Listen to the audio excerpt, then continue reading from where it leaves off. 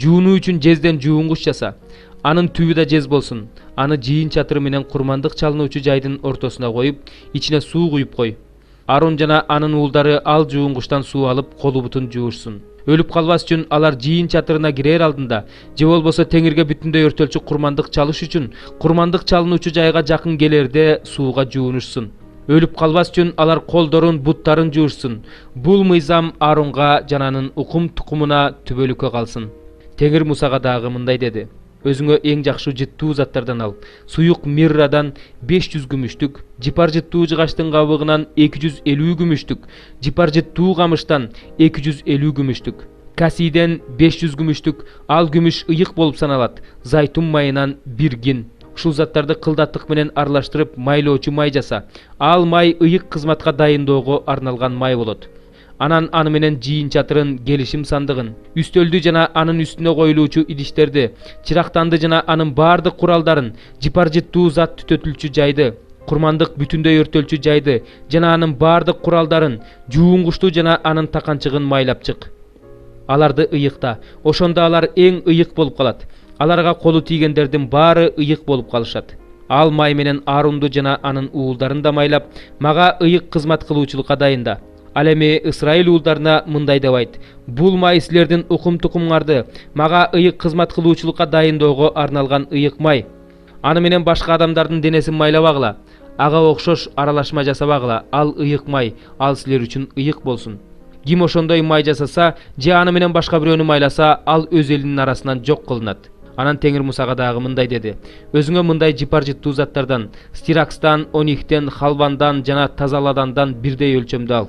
Аларды кылдаттык менен сүрүп, майдалап, тазалап, түтөтүлө турган ыйык аралашма жаса. Аны жанчып майдалап, мен сага ачыла турган жыйын чатырындагы келишим сандыгынын алдында кой. Ал силер үчүн эң ыйык аралашма болот. Ошондой кошулмадагы түтөтмөнү өзүңөргө жасабагыла. Ал сенин Теңирге арналган ыйык аралашмаң болсун. Ким өзүнө ошондой түтөтмө жасаса, ал өз элинин арасынан жок кылынат. 32 бөлүм. Исраил эли Мусанын көптөн бери тоодон түшпөй жатканын көрүп, чогулуп келип Арунду тегеректеп ага мындай дешти: бизди Мисир жеринен алып чыккан Муса деген немеге эмне болгонун билбейбиз. Ошондуктан сен бизге бизди баштап жүрө турган Кудай жасап бер. Ошондо Арун аларга аялдарыңардын, уулдарыңардын жана кыздарыңардын кулактарындагы алтын сыргаларды чыгарып, мага алып келгиле деди. Бүт эл кулактарынан алтын сыргаларын чыгарып Арунга алып келишти. Арун алардын колунан сыргаларды алып, алтындан музоо куюп, аны кескич менен иштеп чыкты. Ошондо алар: мына сенин Кудайың Исраил, сени Мисир жеринен алып чыккан Кудайың ушул дешти. Арун муну көрүп, алтындан куюлган музоонун алдына курмандык чалынуучу жай жасап, эртең Теңирге арналган майрам болот деп жарыялады.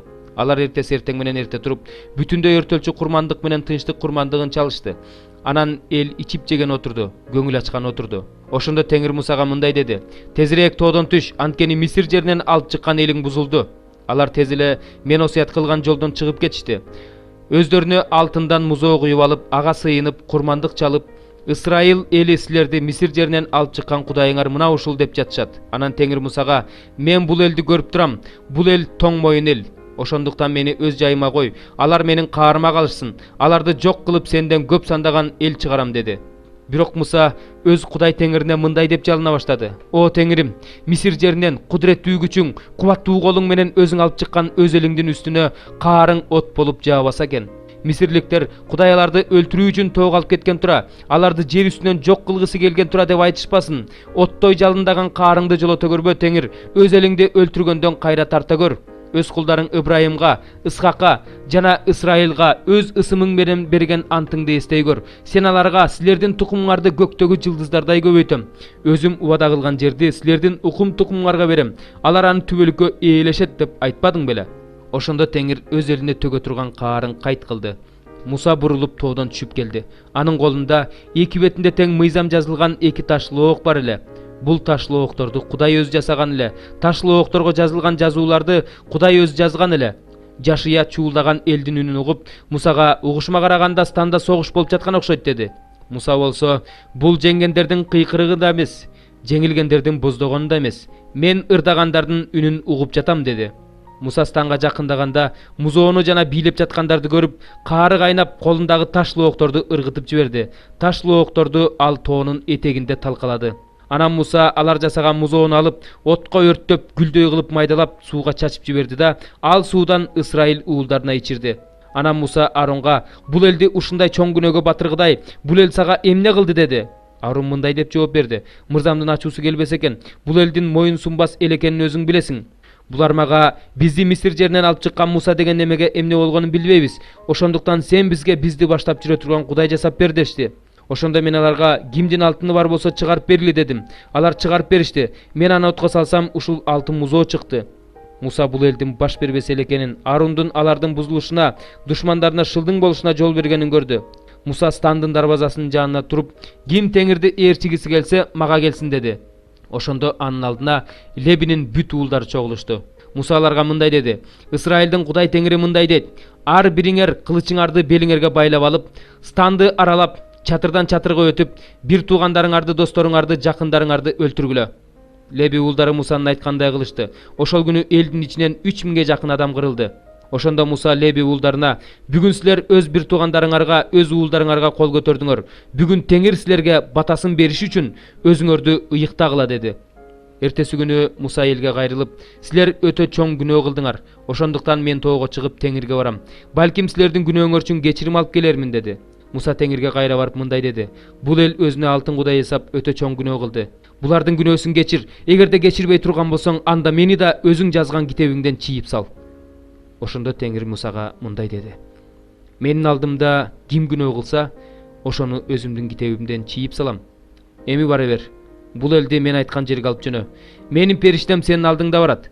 Күнөө үчүн жазалай турган күнүм келгенде, мен аларды жазалайм."